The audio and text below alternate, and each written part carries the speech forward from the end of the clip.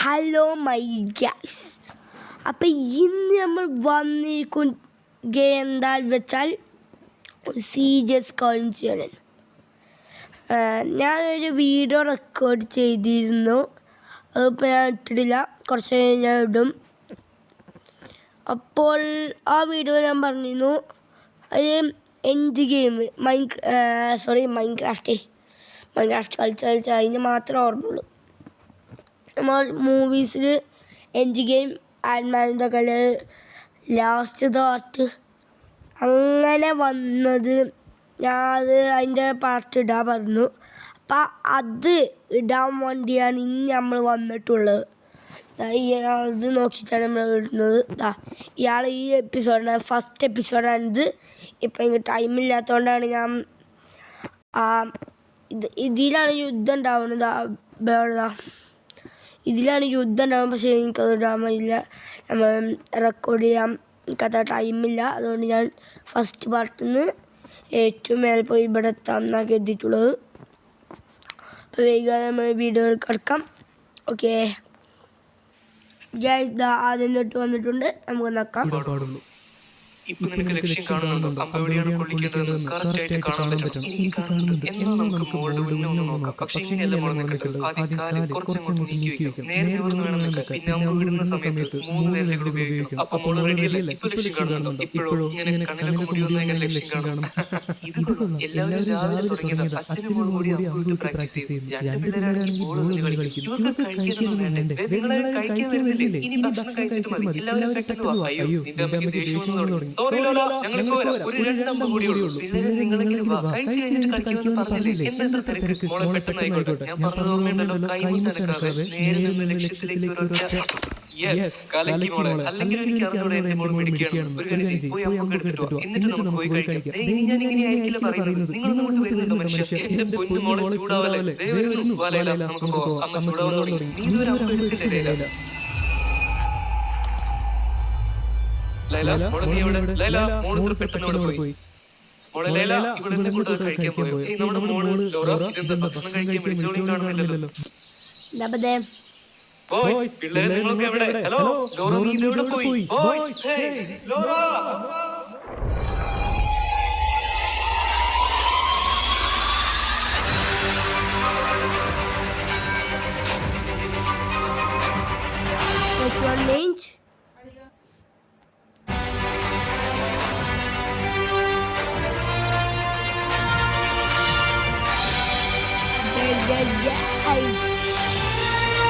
Guys,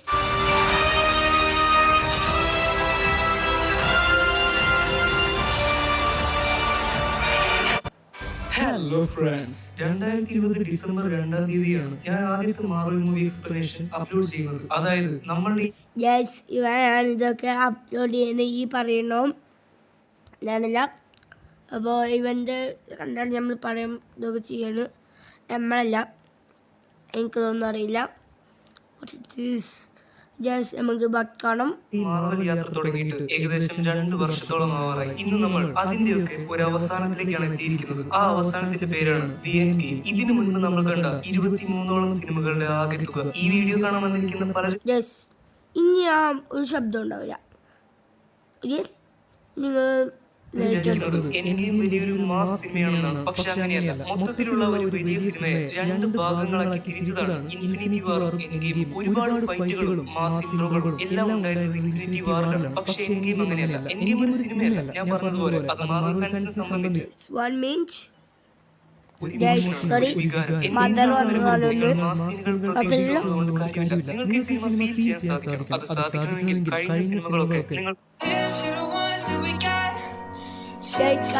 കഴിഞ്ഞ cinema കാണണമെന്ന് പറഞ്ഞിരുന്നു.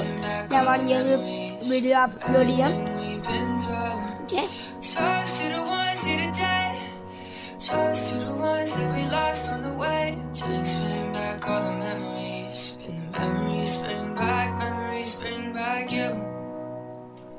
ഹേയ് നോ അങ്ങനെ ചാടി പിടിച്ചിട്ട് കാര്യമില്ല. അത് കളിയുടെ നിയമങ്ങളിൽ ഇല്ലാത്ത കാര്യമാണ്. നീ ഞാൻ പറഞ്ഞു തന്ന പോലെ കളിക്കും. ഒരു കാര്യം ചെയ്യ്, നീ നിന്റെ സൈഡ് മാത്രം നോക്കിയാൽ മതി. ഒന്നുകൂടെ ട്രൈ ചെയ്യ്. നിന്നെ കൊണ്ട് പറ്റും. പോയി വീണ്ടും പോയി കുറച്ചുകൂടെ ശ്രദ്ധിക്കും. യെസ്, ഇപ്പൊ നീ ഒരു ഗോൾ അടിച്ചു. ഇപ്പൊ നമ്മൾക്ക് രണ്ടുപേർക്കും ഓരോ പോയിന്റ് വീതം കിട്ടി. കളി നിർത്തണോ അതോ വീണ്ടും കളിക്കണോ? എനിക്ക് വീണ്ടും കളിക്കണം. ഓ, ഇപ്പൊ നമ്മൾക്ക് രണ്ടുപേർക്കും സെയിം പോയിന്റ്സ് ആണ്. ഇത് ഗെയിം അല്ലേ, ഇതൊക്കെ ഒരു രസമാണ്. തോറ്റാലും ജയിച്ചാലും ഒരു കുഴപ്പമില്ലല്ലോ. പിന്നെന്താ, നീ കളി എൻജോയ് ചെയ്യ്. ഓക്കെ, കുറെ നേരമായി കളി തുടങ്ങിയിട്ട്. ഇനി എന്റെ ചാൻസ് ആണ്. എനിക്ക് മിസ്സായി പോയി. ഇനി നീ ഒന്ന് ട്രൈ ചെയ്യ്. വാവ് നെബുല, നീ ജയിച്ചല്ലോ. ഇപ്പൊ നിനക്ക് സന്തോഷമായോ? എന്താ നീ ജയിച്ചിട്ട് മുഖം ഇങ്ങനെ വീർപ്പിച്ചു വെച്ചിരിക്കുന്നത്? ഒന്ന് ചിരിച്ചൂടെ? കൺഗ്രാറ്റുലേഷൻസ് നെബുല, നീ ജയിച്ചു. നീ സൂപ്പർ ആണ്. ആ കൈ ഒന്ന് താ. എന്താ നിനക്ക് ഇഷ്ടപ്പെട്ടില്ലേ? കളി നല്ല രസം ഉണ്ടായിരുന്നില്ലേ? എനിക്ക് ഇഷ്ടപ്പെട്ടു. ഇത് നല്ല രസം ഉണ്ടായിരുന്നു. ചിലർക്ക് പെട്ടെന്ന് ഒരു കണക്ഷൻ കിട്ടുന്നുണ്ടാവില്ല. ഇവരെന്താ ഇവിടെ? ഒന്ന് ഓർത്ത് നോക്കിയാൽ പിടികിട്ടും. ഇൻഫിനിറ്റി വാറിന്റെ അവസാനം ടൈറ്റൻ ഗ്രഹത്തിൽ മാഞ്ഞു പോവാതെ ബാക്കിയായത് ടോണി സ്റ്റാർക്കും നെബുലയും മാത്രമാണ്. അവരുടെ ഗാർഡിയൻസ് ഓഫ് ദി ഗാലക്സി ടീമിന്റെ ബെനറ്റാർ എന്ന് പറയുന്ന സ്പേസ്ഷിപ്പ് ഉണ്ടായിരുന്നു. ആ സ്പേസ്ഷിപ്പിൽ കയറി ഭൂമിയിലേക്കുള്ള യാത്രയിലാണ് ടോണി സ്റ്റാർക്കും നെബുലയും. പക്ഷെ ഭൂമിയിൽ നിന്ന് എത്രയോ അകലെയാണ് ടൈറ്റൻ എന്ന് പറയുന്ന ഗ്രഹം. ആ യാത്രക്കിടയിൽ ടോണി സ്റ്റാർക്കും നെബുലയും തമ്മിൽ ഫ്രണ്ട്സ് ആയി മാറി. അവർ സമയം കളയാൻ വേണ്ടി ഇടയ്ക്ക് ഇങ്ങനത്തെ ഗെയിംസ് ഒക്കെ കളിക്കും. നിങ്ങൾക്ക് നെബുലയുടെ സ്വഭാവം നന്നായിട്ട് അറിയാം. ആരോടും പെട്ടെന്ന് അടുക്കാത്ത, ആരെയും അങ്ങനെ വിശ്വസിക്കാത്ത ഒരാളാണ് നെബുല. അവളുടെ ജീവിതകാലം മുഴുവൻ നെബുല തോറ്റുകൊണ്ടേയിരിക്കുകയാണ്, ഒരു ചെറിയ കാര്യം പോലും. അതുകൊണ്ട് നെബുല സീരിയസ് ആയിട്ട് എടുക്കുന്നു. ഇപ്പൊ ടോണി സ്റ്റാർക്കും നെബുലയും തമ്മിൽ നടന്ന ഈ ചെറിയ ഗെയിമിൽ പോലും വളരെ സീരിയസ് ആയിട്ടാണ് നെബുല കളിക്കുന്നത്. നീയാണ് ജയിച്ചത്, നീ സൂപ്പർ ആണ് എന്നൊക്കെ പറഞ്ഞ് ടോണി സ്റ്റാർക്ക് നെബുലയെ അംഗീകരിക്കുമ്പോൾ ഇതുവരെ കിട്ടാത്ത ഒരു സന്തോഷമാണ് നെബുലയ്ക്ക് കിട്ടുന്നത്. ജീവിതത്തിൽ ആദ്യമായിട്ട് ഒരു ഗെയിമിലാണെങ്കിൽ പോലും താൻ ജയിച്ചല്ലോ, അതായിരിക്കും നെബുലയുടെ ചിന്ത. ഇവരുടെ രണ്ടുപേരുടെയും യാത്ര അങ്ങനെ ദിവസങ്ങളോളം തുടർന്നുകൊണ്ടേയിരുന്നു. സീൻ ചേഞ്ച് ആവുന്നു. താനോസുമായിട്ടുള്ള ഫൈറ്റിന്റെ ഇടയ്ക്ക് പൊട്ടിപ്പൊളിഞ്ഞിരിക്കുന്ന അയൺമാന്റെ ഹെൽമെറ്റ് ആണ് നമുക്ക് കാണാൻ പറ്റുന്നത്. ആ ഹെൽമെറ്റിലേക്ക് പതുക്കെ ടോണി സ്റ്റാർക്കിന്റെ കൈ വീണ്ടുവരും. ടോണി സ്റ്റാർക്ക് ഹെൽമെറ്റ് ഓണാക്കി എന്തോ റെക്കോർഡ് ചെയ്യാൻ ശ്രമിക്കുകയാണ്. ഹായ് പെപ്പർ, നിനക്ക് ഈ റെക്കോർഡിംഗ് കിട്ടുകയാണെങ്കിൽ ഇതെടുത്ത് സോഷ്യൽ മീഡിയയിൽ ഇടരുത്. പിന്നെ ആളുകൾ ഫേസ്ബുക്കിലും ഇൻസ്റ്റാഗ്രാമിലും യൂട്യൂബിലും ഒക്കെ ഈ വീഡിയോ എടുത്തിട്ട് എല്ലാവരും അത് കണ്ട് കരച്ചിലോട് കരച്ചിലായിരിക്കും. അത് വേണ്ട. ഇനി ഈ റെക്കോർഡിംഗ് ഭൂമിയിലേക്ക് എത്തിയാൽ പോലും അത് കാണാൻ നീ ജീവനോടെ ഉണ്ടോ എന്ന് എനിക്ക് ഉറപ്പില്ല. കാരണം താനോസിന്റെ സ്നാപ്പോടെ എല്ലാവർക്കും വേണ്ടപ്പെട്ട ആരെങ്കിലും ഒക്കെ മാഞ്ഞു പോയി കാണും. നീ മാഞ്ഞു പോയിട്ടില്ലെന്ന് ഞാൻ പ്രതീക്ഷിക്കുന്നു. നീ മാഞ്ഞു പോയിട്ടുണ്ടാവരുതെന്ന് മാത്രമാണ് പ്രാർത്ഥിക്കാറ്. എനിക്കറിയില്ല, ഇപ്പോ ഏകദേശം 21-22 ദിവസമായി ഞാനും മറ്റൊരുത്തിയും ഈ സ്പേസ് ഷിപ്പിൽ ഒറ്റയ്ക്ക്. ഏറ്റവും കഷ്ടപ്പാടുള്ള കാര്യം എന്താണെന്ന് വെച്ചാൽ കടല് പോലെ പരന്നു കിടക്കുന്ന ഈ സ്പേസിൽ എവിടെയാണെന്ന് പോലും ഒരു ഐഡിയയും ഇല്ലാതെ ഇങ്ങനെ ഇരിക്കുന്നതാണ്. ആരും രക്ഷിക്കാനില്ലാതെ ഇനി എത്ര നാൾ ഉണ്ടാവും എന്നറിയാതെ ഇങ്ങനെ ബോറടിച്ചുള്ള ഈ ഇരിപ്പ്, ഇതാണ് സഹിക്കാൻ പറ്റാത്തത്. പിന്നെ എന്റെ കൂടെയുള്ളവള്, അവൾ ആരാന്നൊന്നും എനിക്ക് കൃത്യമായിട്ട് അറിയില്ല. എന്തായാലും പുള്ളി ഒരു നീല കളറിലായിരിക്കുന്നത്. അവളാണ് ഭയങ്കര കേട്ടോ. എന്റെ മുറിവൊക്കെ ഏകദേശം മാറി. അതിന് അവൾ ഒരുപാട് ഹെൽപ്പ് ചെയ്തു. ആള് ഭയങ്കര പ്രാക്ടിക്കലാ. ആ ടൈറ്റൻ ഗ്രഹത്തിൽ വെച്ച് നടന്ന ഫൈറ്റിൽ ഈ ഷിപ്പില് ഓയിൽ നിറയ്ക്കാനുള്ള സ്ഥലമൊക്കെ പൊട്ടിപ്പോയി. ഞങ്ങൾ രണ്ടുപേരും കൂടി അത് ശരിയാക്കി. അങ്ങനെ ഒരു 48 മണിക്കൂറോളം എക്സ്ട്രാ ഈ സ്പേസ് ഷിപ്പും കൊണ്ട് ഇങ്ങനെ പറന്ന് നടക്കാൻ പറ്റി. ഇപ്പൊ അതും അവസാനിച്ചു. ഇവിടെ അടുത്ത് ഒന്നുമില്ല. ഈ സ്പേസ് ഷിപ്പിൽ ഓയിൽ നിറയ്ക്കാനുള്ള സ്ഥലം പോലും ഏകദേശം 1000 പ്രകാശ വർഷം അകലെയാ. പറഞ്ഞു വരുമ്പോ ഒരുപാട് ദൂരം ഉണ്ടല്ലേ. ഭക്ഷണവും വെള്ളവും ഒക്കെ തീർന്നു പോയി. പക്ഷെ ആ നീല പെണ്ണുണ്ടല്ലോ, അവൾ അവസാനം ഉണ്ടായിരുന്ന കുറച്ച് ഭക്ഷണം എനിക്ക് ഷെയർ ചെയ്തു. അവളത്ര മോശക്കാരിയല്ല. പിന്നെ നാളെ രാവിലത്തോടെ ഈ സ്പേസ് ഷിപ്പിൽ ഓക്സിജൻ തീരും. ഓക്സിജൻ തീർന്ന പിന്നെ എല്ലാ കളിയും തീർന്നു. പിന്നെ ഒന്നുമില്ല, പിന്നെ ഒരു വഴിയുമില്ല. പെപ്പർ, എനിക്ക് ഓർമ്മയുണ്ട്, ഞാൻ നിന്നോട് പറഞ്ഞിരുന്നു ഇനി നമ്മുടെ ജീവിതത്തിൽ ഒരു സർപ്രൈസും ഉണ്ടാവില്ലെന്ന്. ഒരു സാധാരണ ജീവിതമായിരിക്കും നമ്മളുടെ എന്ന് ഞാൻ നിന്നോട് പറഞ്ഞിരുന്നു. പക്ഷെ അവസാനം എങ്ങനെയായി? ഇവിടുന്ന് തിരിച്ച് ഭൂമിയിലേക്ക് എത്തി നിനക്കൊരു സർപ്രൈസ് കൂടി തരണമെന്ന് എനിക്ക് ഉണ്ടായിരുന്നു. പക്ഷെ എന്ത് ചെയ്യാനാ? ഇതൊക്കെ കണ്ടിട്ട് ഇതിന്റെ അവസാനം എങ്ങനെയാണെന്ന് എനിക്ക് നേരത്തെ അറിയാം. അത് ഞാൻ പറയുന്നില്ല. പിന്നെ പെപ്പർ, സിസ്റ്റർ ഒന്ന് വന്നതാണ്. സോറി.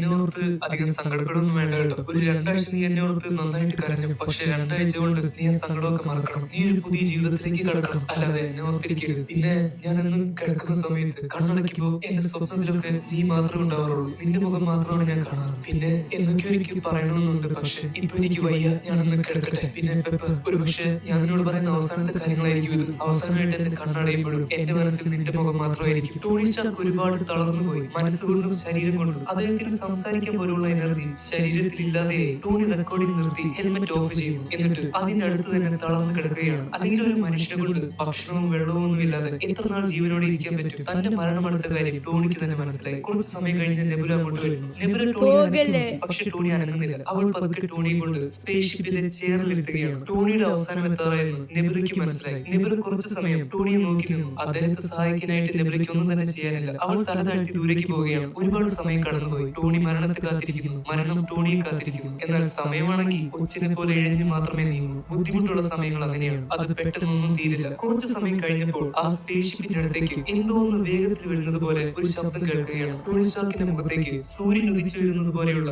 ഒരു പ്രകാശം ഏൽക്കാൻ തുടങ്ങി. ആ പ്രകാശം കൂടി കൂടി വന്നു. അത് ഒരുപാട് അധികമായപ്പോൾ ടോണി കണ്ണുകൾ തുറക്കുകയാണ്. പ്രകാശത്തിന്റെ ഒരു വലിയ ഗോളമാണ് ടോണിയുടെ മുന്നിൽ നിൽക്കുന്നത്. അതെന്താണെന്ന് ടോണിക്ക് മനസ്സിലായില്ല. ഒരുപക്ഷെ ടോണി ഇങ്ങനെ മരിക്കേണ്ടവനല്ലെന്ന് വിധിക്ക് പോലും നന്നായിട്ട് അറിയാം. അദ്ദേഹത്തെ രക്ഷിക്കാൻ വേണ്ടി ഒരു മാലാഖ തന്നെയാണ് മുന്നിലേക്ക് വന്നിരിക്കുന്നത്. ഒരു പുതിയ പ്രതീക്ഷ, ക്യാപ്റ്റൻ മാർവൽ.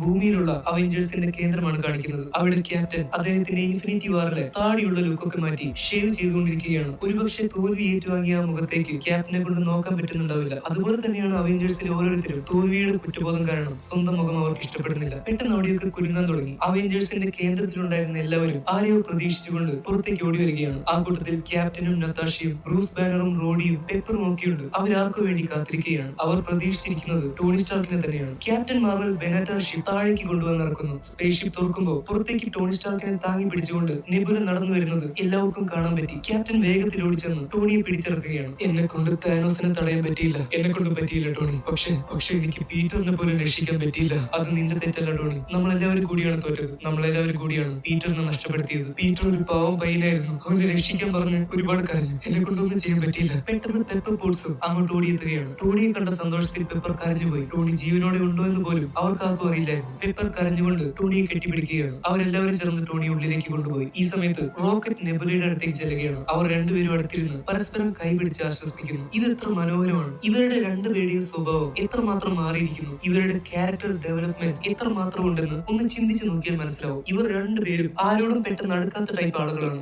ആരെയും വിശ്വസിക്കാറില്ല. ഒരുപാട് പേരെയൊന്നും സ്നേഹിച്ചിട്ടുമില്ല. പക്ഷെ ഇന്ന് അവർക്ക് പരസ്പരം ആശ്വസിപ്പിക്കാൻ അവർ മാത്രമേ ഉള്ളൂ. ഗാർഡിയൻസ് ഓഫ് ദി ഗാലക്സി ടീമിലുണ്ടായിരുന്ന ബാക്കി എല്ലാവരും മാഞ്ഞുപോയി. ഇപ്പൊ പലർക്കും തോന്നുന്ന ഒരു സംശയമാണ്, പരന്നു കിടക്കുന്ന ഈ സ്പേസിൽ നിന്ന് യെസ്, ഈ താത്താക്ക് തന്നെയുള്ള പണി. ഇങ്ങോട്ട് വരിക, പിന്നും പോകുക. കണ്ടെത്തിയത് കാരണം ഭൂമിയിലുള്ള ആർക്കും തന്നെ ഇവരെല്ലാവരും പോയത് ടൈറ്റൻ ഗ്രഹത്തിലേക്കാണെന്ന് പോലും അറിയില്ല. ക്യാപ്റ്റൻ മാർവലിന് ഒരുപാട് വേഗമുണ്ടെന്നും സ്പേസിൽ സഞ്ചരിക്കാൻ പറ്റുമെന്നും നമ്മൾക്ക് എല്ലാവർക്കും അറിയാം. എന്ന് വെച്ച് പ്രപഞ്ചം മുഴുവൻ അലഞ്ഞിരിഞ്ഞ് നടന്നത് ക്യാപ്റ്റൻ മാർവൽ ടോണിയെ കണ്ടെത്തിയതാണ്. അങ്ങനെയാണെന്ന് എനിക്ക് തോന്നുന്നില്ല. ടോണി എവിടെയാണെന്നും ഗാർഡിയൻസ് ഓഫ് ദി ഗാലക്സി ടീമിലെ മറ്റുള്ളവർ എവിടെയാണെന്നും ഇതൊന്നും ഭൂമിയിലുള്ളവർക്ക് അറിയില്ല. റോക്കറ്റിന് പോലും അറിയില്ല. പക്ഷേ റോക്കറ്റിന് അറിയാവുന്ന ഒരു കാര്യമുണ്ട്. അവരുടെ ഷിപ്പായിട്ടുള്ള ബെനറ്റ എങ്ങനെ കണ്ടെത്തണം, അതിന്റെ ലൊക്കേഷൻ എങ്ങനെ ട്രാക്ക് ചെയ്യണം, ആ കാര്യം റോക്കറ്റിന് അറിയാം. തീർച്ചയായിട്ടും റോക്കറ്റ് ആ സ്പേസ്ഷിപ്പിന്റെ ലൊക്കേഷൻ കണ്ടെത്താൻ പറ്റിയ ഒരു ഡിവൈസ് ഉണ്ടാക്കി ക്യാപ്റ്റൻ മാർവലിന് കൊടുത്തിട്ടുണ്ടാവും. ആ ഡിവൈസ് കൊണ്ടായിരിക്കും ബെനറ്റ് ഒരു ഡിസ്ട്രസ് സിഗ്നൽ കിട്ടിയിട്ടാണ് സ്റ്റാർ ലോർഡും ടീമും അങ്ങോട്ട് ചെല്ലുകയാണ്. താനോസിന്റെ സ്നാപ്പ് കാരണം മാഞ്ഞുപോയ എല്ലാവരുടെയും ഡാറ്റ അവർ അടുത്ത സീനിൽ അവഞ്ചേഴ്സ് ഹെഡ്ക്വാർട്ടേഴ്സിന്റെ ഉൾഭാഗമാണ് കാണിക്കുന്നത്. അവിടെ ബാക്കിയുള്ള അവഞ്ചേഴ്സ് എല്ലാം കൂടിയിരുന്ന് മാഞ്ഞുപോയ ആളുകളെ പറ്റി ചിന്തിക്കുകയാണ്. താനോസിന്റെ സ്നാപ്പ് കാരണം മാഞ്ഞുപോയ എല്ലാവരുടെയും ഡാറ്റ അവർ കളക്ട് ചെയ്തുകൊണ്ടിരിക്കുകയാണ്. ആ കൂട്ടത്തിൽ നിഫ്യൂറിയുടെ ചിത്രം കണ്ട് ക്യാപ്റ്റൻ മാർവലിന് കണ്ണുനീർ അടക്കി വയ്ക്കാൻ സാധിച്ചില്ല. കാരണം നിഫ്യൂറിയും ക്യാപ്റ്റൻ മാർവലും എത്ര നല്ല സുഹൃത്തുക്കളായിരുന്നു എന്നുള്ള കാര്യം നമ്മൾ ക്യാപ്റ്റൻ മാർവൽ മൂവിയിൽ കണ്ടതാണ്.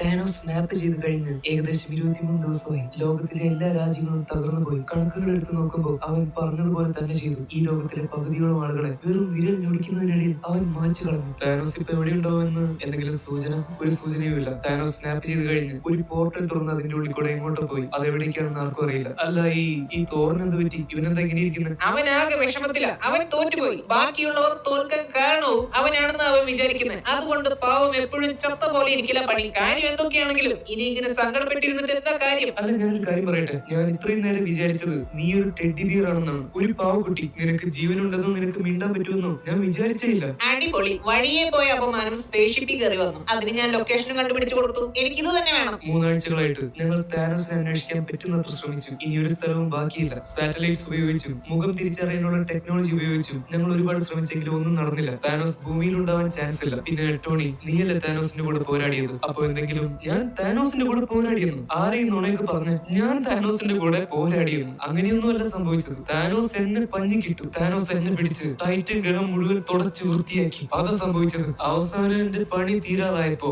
ഇതൊക്കെ കണ്ടു നിന്ന ഒരു മാന്ത്രികനുണ്ട്. അയാളുടെ കയ്യിലുണ്ടായിരുന്ന ഇൻഫിനിറ്റി സ്റ്റോൺ എടുത്ത് താനോസിന്റെ കൈ കൊടുത്തു. ആർക്ക് വേണ്ടി? എന്തിനു വേണ്ടി? എന്നെ പോലെ ഒരു തോൽവിക്ക് വേണ്ടിയോ? എന്റെ ജീവന് വേണ്ടി? അയാൾ എന്തിനങ്ങനെ ചെയ്തെന്ന് എനിക്കറിയില്ല. അപ്പൊ പറഞ്ഞ പോലെ ഞാൻ താനോസുമായിട്ട് പോരാടിയെന്ന് പറയരുത്. കാരണം ആരെക്കൊണ്ടും അവനോട് പോരാടാൻ പറ്റില്ല. താനോസിനെ തോൽപ്പിക്കാൻ ആരെക്കൊണ്ടും പറ്റില്ല. അല്ല ടോണി, അവൻ എങ്ങോട്ട് പോകുമായിരിക്കുമെന്നോ മറ്റോ എന്തെങ്കിലും ക്ലൂ കിട്ടിയിട്ടുണ്ടോ? Clue clue. സുരേഷ് തിരിഞ്ഞു നോക്കി. മുറ്റത്തൊരു താനോസ്. അത്രയ്ക്ക് എളുപ്പമാണോ താനോസിനെ കണ്ടുപിടിക്കാൻ? കണ്ടുപിടിച്ചാൽ തന്നെ നിങ്ങളങ്ങ് മല മറയ്ക്കോ? പക്ഷെ രസമുള്ള ഒരു കാര്യം പറയട്ടെ, ഈ നടന്നതൊക്കെ ഞാനൊരു സ്വപ്നം പോലെ കുറച്ച് വർഷങ്ങൾക്ക് മുൻപ് കണ്ടിരുന്നു. അന്ന് ഞാൻ വിചാരിച്ചതൊക്കെ വെറും ഒരു സ്വപ്നമാണെന്ന്. മനസ്സിലായോ? ടോണി ഇപ്പൊ സംസാരിക്കുന്നത് താനോസുമായിട്ട് ബന്ധപ്പെട്ട കാര്യങ്ങളല്ല. എന്നാലും പറഞ്ഞു, ക്യാപ്റ്റനോട് പറഞ്ഞിരുന്നു ആവശ്യമുള്ളപ്പോ എന്റെ കൂടെ ഉണ്ടാവുമെന്ന്. എന്നിട്ട് നിങ്ങൾ അവിടെ ഒന്നും കണ്ടില്ലല്ലോ. ആവശ്യത്തിന്റെ സമയത്ത് ക്യാപ്റ്റൻ ഉണ്ടായിരുന്നില്ല. ചില കാര്യങ്ങൾ അങ്ങനെയാ, കിട്ടേണ്ട സമയത്ത് കിട്ടിയില്ലെങ്കിൽ പിന്നെ ഒരു കാര്യവുമില്ല. ഒരുപാട് വൈകിപ്പോയി. ഇനി ഒന്നും ചെയ്യാനില്ല. I am sorry. ഇപ്പൊ എനിക്ക് വേണ്ടത് എന്താണെന്ന് വെച്ചാൽ എനിക്കൊന്ന് ഷേവ് ചെയ്യണം. പിന്നെ എന്റെ ഓർമ്മ ശരിയാണെങ്കിൽ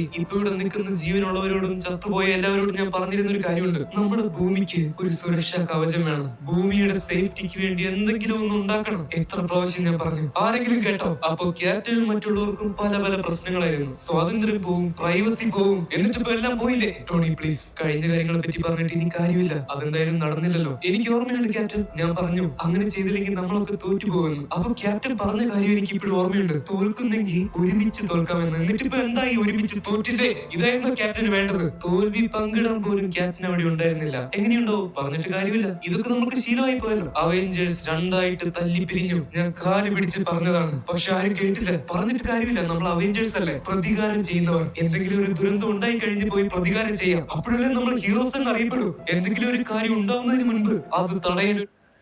Guys, what is this? കാണാൻ പറ്റി. നമ്മളെ കൊണ്ട് പറ്റില്ല. നമ്മളെ കൊണ്ട് പ്രിവെന്റേഴ്സ് ആവാൻ പറ്റില്ല. എന്നെ പോലെ ആരെങ്കിലും അങ്ങനെ ഒരു ഐഡിയ പറഞ്ഞ അതിനെ ചവിട്ടി കൂട്ടി ചുരുട്ടി വലിച്ചെറിയണം. അതല്ല നിങ്ങളൊക്കെ ചെയ്തേ. അനുഭവിക്കുക, എല്ലാവരും അനുഭവിക്കുക. ടോണി, നീ പറയുന്നതൊക്കെ ശരിയാ. ഞങ്ങൾക്കെല്ലാം മനസ്സിലായി. നീ ശരിയായിരുന്നു. പക്ഷെ ഇപ്പൊ നീ അല്പം വിശ്രമിച്ചേ പറ്റൂ. നീ അവിടെ എനിക്ക് ഇല്ലല്ലേ, എനിക്ക് പറയാൻ ഇനിയുണ്ട്, ഒരുപാട് പറയാനുണ്ട്. ഒരു മിനിറ്റ്, ഈ പെണ്ണേതാ? ഇവളാണ് കൊള്ളാം. ഇവളാണ് എന്നെ രക്ഷിച്ചു കൊണ്ടുവന്നത്. ചോണക്കുട്ടി മിടുക്കി. ഇവളെ പോലെയുള്ള ചെറുപ്പക്കാരായിട്ടുള്ള ഹീറോസ് ആണ് നമുക്ക് വേണ്ടത്. അല്ലാതെ എന്നെ പോലെ ഒരു കൂട്ടം കിളവന്മാരും കിളവികളും ഒക്കെ ഉള്ള ഈ ടീം എന്തിനാ? ആരെ കാണിക്കാൻ? പിന്നെ ക്യാപ്റ്റൻ ചോദിച്ചില്ല എന്റെ കയ്യിൽ എന്തെങ്കിലും ക്ലൂ ഉണ്ടോന്ന്. എന്റെ കയ്യിൽ ഒന്നുമില്ല ക്യാപ്റ്റൻ. ഒരു തേങ്ങയുമില്ല, ക്ലൂ ഇല്ല, ലൊക്കേഷൻ ഇല്ല, താനോസിനെ പറ്റിയുള്ള വിവരവും ഇല്ല. ഞാൻ തോറ്റുപോയവനാ, വട്ടപൂജ്യം. എല്ലാത്തിനും മേലെ നിങ്ങളെ എനിക്ക് വിശ്വാസമില്ല ക്യാപ്റ്റൻ. താനൊരു നുണയനാ, കള്ളൻ. ഇനി എന്റെ കയ്യിൽ നിങ്ങൾക്ക് തരാൻ എന്റെ ആർട്ടിലേറ്റർ കൂടിയുള്ളൂ. ഇത് പിടിക്കും ക്യാപ്റ്റൻ. നിങ്ങൾ എങ്ങനെയെങ്കിലും താനോസിനെ കണ്ടുപിടിക്കുകയാണെങ്കിൽ ഇത് അവന്റെ മേലെ കൊണ്ട് ഒട്ടിച്ചു വെക്കുകയോ ഇതുകൊണ്ട് അവനെ എറിഞ്ഞു വീഴ്ത്തുകയോ എന്ത് വേണമെങ്കിലും ചെയ്യും. ഞാൻ ഇനി ഇതിന്റെ അടുക്കില്ല. എന്നെ പിടിക്കണം. എനിക്ക് കുഴപ്പമൊന്നുമില്ല. ടോണിയുടെ മനസ്സിലുണ്ടായിരുന്ന എല്ലാ വികാരങ്ങളും കൂടി അദ്ദേഹത്തിന് അടക്കി പിടിക്കാൻ സാധിച്ചില്ല. അതുകൊണ്ടാണ് ടോണി ഇത്രയും ദേഷ്യപ്പെട്ടത്. തോൽവിയുടെ ഭാരവും കുറ്റബോധവും ടോണി ഒരുപാട് തളർത്തി. അദ്ദേഹത്തിന്റെ മനസ്സ് തകർത്ത് കളഞ്ഞു. ടോണിക്ക് ഏറ്റവും വിഷമം പീറ്ററിനെ രക്ഷിക്കാൻ പറ്റാത്തതിലാണ്. നിങ്ങൾക്ക് എല്ലാവർക്കും ഓർമ്മയുണ്ടാവും, അവെഞ്ചേഴ്സ് ഏജ് ഓഫ് അൾട്രോണിൽ ടോണിയുടെ സ്യൂട്ടുകളെ ഭൂമിയുടെ രക്ഷയ്ക്ക് വേണ്ടി ഒരുക്കി നിർത്തുന്ന പ്ലാനൊക്കെ ടോണി ഇട്ടിരുന്നു. അങ്ങനെ ഭൂമിയുടെ സുരക്ഷയ്ക്ക് വേണ്ടി ഒരുപാട് പ്ലാനുകൾ ചെയ്യാൻ ടോണി മുൻകൈ എടുത്തു. പക്ഷേ അന്ന് ക്യാപ്റ്റനും മറ്റുള്ളവരും പല കാരണങ്ങൾ പറഞ്ഞ് ആ പ്ലാനിനെ പ്രോത്സാഹിപ്പിച്ചില്ല. മാത്രമല്ല അവെഞ്ചേഴ്സ് പിരിയാതിരിക്കാൻ ടോണി ഒരുപാട് ശ്രമിച്ചിരുന്നു. പക്ഷെ അതും നടന്നില്ല. ഇതിന്റെ എല്ലാം കൂടി ആകെ തുകയാണ് ഇവർക്കിപ്പോ സംഭവിച്ചിരിക്കുന്ന ഈ തോൽവി. ഇങ്ങനെ ചിന്തിച്ചിട്ടാണ് ടോണി ഇത്രയധികം വിഷമിക്കുന്നത്. ഇപ്പൊ പലർക്കും ഉള്ള ഒരു സംശയമാണ്, എന്തുകൊണ്ടാണ് ടോണി കുഴഞ്ഞു വീണത്? നെഞ്ചിലിരിക്കുന്ന ആർക്ക് റിയാക്ടർ ഊരി മാറ്റിയത് കൊണ്ടാണ്. പക്ഷെ അതുകൊണ്ടല്ല ടോണി തളർന്നു വീണത്. അയൺമാൻ 3 നമ്മൾ കണ്ടതാണ് ടോണിയുടെ ആരോഗ്യത്തിന് പ്രശ്നമായിട്ടിരിക്കുന്ന ഷാർപ്നെസ്, അല്ലെങ്കിൽ സ്റ്റാർക്ക് ഇൻഡസ്ട്രീസിന്റെ തന്നെ ഒരു ബോംബ് പൊട്ടിയതിന്റെ അവശിഷ്ടങ്ങൾ അദ്ദേഹത്തിന്റെ ശരീരത്തിൽ നിന്ന് നീക്കം ചെയ്തിരുന്നു. ആ ഷാർപ്നെസ് കാരണം ടോണി സ്റ്റാർക്ക് മരിക്കാതെ അയൺമാൻ 3 വരെ ടോണി സ്റ്റാർക്ക് ആർക്ക് റിയാക്ടർ ഉപയോഗിച്ചത്. പക്ഷേ അയൺമാൻ 3 ഷാർപ്നെസ് നീക്കം ചെയ്ത് കഴിഞ്ഞ് പിന്നെ ടോണി സ്റ്റാർക്കിന്റെ ആരോഗ്യത്തിന് വേണ്ടി ആർക്ക് റിയാക്ടറിന്റെ ആവശ്യമില്ല. സ്യൂട്ടിന് പവർ കൊടുക്കാനാണ് പിന്നീട് ടോണി സ്റ്റാർക്ക് ആർക്ക് റിയാക്ടർ ഉപയോഗിച്ചത്. ഇപ്പൊ ടോണി സ്റ്റാർക്ക് തളർന്നു വീണത് എന്തുകൊണ്ടാണെന്ന് വെച്ചാൽ ഒരുപാട് നാൾ ഭക്ഷണവും വെള്ളവും ഇല്ലാതിരുന്ന് ടോണി ഒരുപാട് തളർന്നു പോയി. ഇപ്പൊ അവിടെ ഇരിക്കുമ്പോൾ പോലും ടോണിയുടെ ശരീരത്തിലേക്ക് ഗ്ലൂക്കോസ് കയറ്റിക്കൊണ്ടിരിക്കുന്നതായിട്ട് കാണാം. ദേഷ്യപ്പെടുന്നതിനിടയ്ക്ക് അത് ഊരി മാറ്റിയിട്ടാണ് ടോണി ദേഷ്യപ്പെടുന്നത്. ഇതുകൊണ്ടാണ് പെട്ടെന്ന് ടോണി തളർന്നു വീഴുന്നത്. അല്ലാതെ ആർക്ക് റിയാക്ടർ ഊരി മാറ്റിയത് കൊണ്ടല്ല. എന്തായാലും ടോണിക്ക് ഇപ്പോ ഒരു വിശ്രമം വളരെ അത്യാവശ്യമായിരുന്നു. ടോണി തളർന്നു വീണ് കഴിഞ്ഞ് ബ്രൂസ് ബാനർ ടോണിക്ക് നന്നായി ഉറക്കം കിട്ടാനുള്ള മരുന്ന് കൊടുക്കുകയാണ്. ടോണി ഇന്ന് മുഴുവൻ ഉറങ്ങാനാണ് സാധ്യത. അതിനുള്ള മരുന്നാണ് ബ്രൂസ് കൊടുത്തിരിക്കുന്നത്. നിങ്ങൾ എല്ലാവരും ടോണിയെ ശ്രദ്ധിക്കും. ഞാൻ പോയിട്ട് വരുമ്പോ ടോണിക്ക് പറ്റി എന്തെങ്കിലും മരുന്നുണ്ടെങ്കിൽ കൊണ്ടുവരാം. നീ ഇപ്പൊ എങ്ങോട്ടാ പോകുന്നത്? ഞാൻ താനോസിനെ കൊല്ലാൻ പോകുന്നു. ഒരു മിനിറ്റ്, ഞങ്ങൾ ഇവിടെ ഒരു ടീമായിട്ട് വർക്ക് ചെയ്യാറുള്ളത്. ഇപ്പൊ ഒരു ടീമിലുള്ള ആൾക്കാരൊന്നും ഇല്ല. പക്ഷെ ഞങ്ങളുടെ കയ്യിൽ നിന്ന് എന്ത് സഹായം വേണമെങ്കിലും നിനക്ക് ചോദിക്കാം. ഈ സ്പേസ് എന്ന് പറയുന്നത് ഞങ്ങൾക്ക് അത്ര പരിചയമില്ല. സ്പേസിന്റെ കാര്യത്തിൽ നീ എക്സ്പെർട്ട് ആണെന്ന് അറിയാം. പക്ഷെ ഇത് ഞങ്ങളുടെ കൂടി പോരാട്ടമാണ്. അതിന് താനോസ് എവിടെയാണെങ്കിലും നിങ്ങൾക്കറിയോ? എനിക്കറിയില്ല. പക്ഷെ അത് കണ്ടുപിടിക്കാൻ പറ്റിയ ആരെങ്കിലും ഞാൻ ആദ്യം കണ്ടുപിടിക്കട്ടെ. നിങ്ങൾ അതോർത്ത് കഷ്ടപ്പെടണ്ട. താനോസ് എവിടെ ഉണ്ടാവുമെന്ന് എനിക്കറിയാം. അയാൾ എന്റെ മേൽ ഒരുപാട് പരീക്ഷണങ്ങൾ ചെയ്തിട്ടുണ്ട്. എന്റെ ശരീരത്തിൽ നിന്ന് ഓരോ ഭാഗങ്ങൾ ഊരി മാറ്റി അവിടെയെല്ലാം ഭാഗങ്ങൾ വയ്ക്കും. അപ്പോൾ ടൈം അവിടെ 6:04 ഗൈസ്. അയാൾ അയാളുടെ പ്ലാനിനെ പറ്റി എന്നോട് പറയാറുണ്ട്. ആ പ്ലാനുകളെല്ലാം കേട്ട് കഴിഞ്ഞ് ഞാൻ താനോസിനോട് ചോദിക്കാറുണ്ട് അയാളുടെ പ്ലാൻ നടന്നു കഴിഞ്ഞ് പിന്നെ എന്ത് ചെയ്യുന്നു. ഇപ്പോഴും താനോസ് പറയാറുള്ളത് ഒരു ഉത്തരമായിരുന്നു, ചുതികാട് പൂന്തോട്ടത്തിലേക്ക് പോകും. പൂന്തോട്ടത്തിലേക്ക് അതുകൊള്ളാമല്ലോ. അപ്പൊ താനോസ് നമ്മൾ വിചാരിച്ച പോലെയല്ല, എല്ലാ കാര്യവും നേരത്തെ പ്ലാൻ ചെയ്ത പുള്ളിയാണ്. എല്ലാവരെയും മായ്ച്ചു കളയാൻ വേണ്ടി താനോസ് ആദ്യമായിട്ട് സ്നാപ്പ് ചെയ്തപ്പോ അതിന്റെ എഫക്ട് കാരണം ഒരു വലിയ റേഡിയേഷൻ ഉണ്ടായി. ആ റേഡിയേഷൻ ഈ പ്രപഞ്ചത്തിൽ ഒരുപാട് ദൂരത്തേക്ക് പോയി. പക്ഷേ 2 ദിവസം മുൻപ് മറ്റൊരു ഗ്രഹത്തിൽ നിന്ന് ഇതേപോലെയുള്ള ഒരു റേഡിയേഷൻ കിട്ടിയിട്ടുണ്ട്. ഇനി ഒരു പക്ഷേ അത് താനോസ് വീണ്ടും സ്നാപ്പ് ചെയ്തതുകൊണ്ടാണോ? താനോസ് അവിടെ തന്നെ ഉണ്ടാവും. പക്ഷെ അങ്ങനെയാണെങ്കിലും താനോസ് വീണ്ടും എന്തിനാണ് സ്നാപ്പ് ചെയ്തത്? വീണ്ടും എന്തിനായിരിക്കും അയാൾ ആ കല്ല് അപ്പോൾ ഗ്യാസ് കാത്തുനിന്ന് വന്നതാണ്. ബാക്കി നമുക്ക് കാണാം. താനോസിനെ പോയി പിടിക്കാൻ ഓൾറെഡി നമ്മളുടെ കൂട്ടത്തിലുള്ള പകുതിയോളം പേര് മാഞ്ഞുപോയി. നമ്മുടെ ടീമിൽ ഇനി അധികം ആൾക്കാരൊന്നുമില്ല. താനോസിന്റെ കയ്യിലാണെങ്കിൽ ഇൻഫിനിറ്റി സ്റ്റോൺസ് ഉണ്ട്. അവനെ എങ്ങനെ പിടിക്കുമെന്ന് പറയുന്നത് അതത്ര എളുപ്പമൊന്നുമല്ല. എന്ന് ഞാനൊരു പ്ലാൻ പറയാം. ആദ്യം താനോസിന്റെ കയ്യിലുള്ള ഇൻഫിനിറ്റി സ്റ്റോൺസ് നമ്മൾ എടുക്കുന്നു. എന്നിട്ട് അത് വെച്ച് സ്നാപ്പ് ചെയ്ത് എല്ലാവരെയും തിരിച്ചു കൊണ്ടുവരും. അങ്ങനെയാണെങ്കിൽ താനോസിനെ പിടിച്ചേ പറ്റൂ. അതെ, നമുക്കിത് ചെയ്തേ പറ്റൂ. Guys 1 minute. സാധ്യതയുണ്ടെങ്കിൽ ഗൈസ് എന്റെ ബുദ്ധിയാണ് അഞ്ഞൂടെ ഉണ്ടാക്കാൻ പറഞ്ഞു. ഗൈസ് 1 ഇറങ്ങിപ്പോടി ഇവിടുന്ന്, ഇറങ്ങിപ്പോടി പൊടി. ആ റെക്കോർഡ് ഓഫ് ചെയ്യില്ല. ഇന്ന് പോവുണ്ടോ ജി വർപ്പിച്ച പൊടി. ഞാൻ നിറച്ച് പൊടി മനസ്സി റെക്കോർഡ് ഓണാക്കി ഇട്ടിട്ടേ പറയും. Guys 1 minute. എന്തെങ്കിലും സംഭവിച്ചാലും അങ്ങനെ സംഭവിക്കില്ല. കാരണം ഞാൻ ഇവിടെ ഉണ്ടായിരുന്നില്ല. ഈ വട്ടം നമ്മൾ എന്തായാലും ജയിക്കും. അല്ല, ഞാനൊരു കാര്യം ചോദിക്കട്ടെ. കുറെ നേരമായാലും നീ പറയുന്നു. നീ അറിയേണ്ട ഒരു കാര്യമുണ്ട്. നിന്നെ പോലെ തന്നെ ഈ റൂമിൽ നിൽക്കുന്ന എല്ലാവരും മാഞ്ഞു പോയവരടക്കം എല്ലാവരെയും രക്ഷിക്കാൻ വേണ്ടി ശ്രമിച്ച ഹീറോസ് ആണ്. പിന്നെ വേറൊരു കാര്യം, ഇത്രയും കാലം നീ എവിടെ പോയി കിടക്കുമായിരുന്നു? എല്ലാവരെയും താനോസ് മാറ്റി കളയുന്നത് വരെ നീ എവിടെയായിരുന്നു? മിസ്റ്റർ റോഡി, ഈ പ്രപഞ്ചത്തിൽ ഒരുപാട് ഗ്രഹങ്ങളുണ്ട്. എനിക്കിതിൽ ഒരുപാട് ഗ്രഹങ്ങൾ അറിയുകയും ചെയ്യും. അവിടെ എല്ലാ സ്ഥലത്തും എനിക്ക് പോകേണ്ട ആവശ്യമുണ്ട്. പക്ഷെ ഒരു കാര്യം ഞാൻ പറയാം, ആ ഗ്രഹങ്ങൾക്കൊന്നും ഇല്ലാത്ത ഒരു ഭാഗ്യം ഭൂമിക്കുണ്ട്. നിങ്ങളെ പോലെയുള്ള ഹീറോസ് അത് ഭൂമിയിൽ മാത്രമേ ഉള്ളൂ. ഇതൊക്കെ കേട്ട് ഇത്രയും നേരം ചത്ത പോലെ ഒന്നും മിണ്ടാതിരുന്ന തോർ ക്യാപ്റ്റൻ മാർവലിന്റെ അടുത്തേക്ക് എണീറ്റ് വരികയാണ്. തോർ തന്റെ കൈ നീട്ടുന്നു. താനോസിനെ കൊല്ലാൻ വേണ്ടി സ്പെഷ്യലായി നിർമ്മിച്ച സ്റ്റോം ബ്രേക്കർ എന്ന് പറയുന്ന ആയുധം തോറിന്റെ കയ്യിലേക്ക് പാഞ്ഞു വരികയാണ്. ഇവളാണ് കൊള്ളാം, എനിക്ക് ഇഷ്ടപ്പെട്ടു. ഇനി നമ്മൾക്കൊന്നും ചെയ്യാനുള്ളൂ. ഈ പ്രാവശ്യം ആ നായിന്റെ മോനെ വെറുതെ വിടരുത്.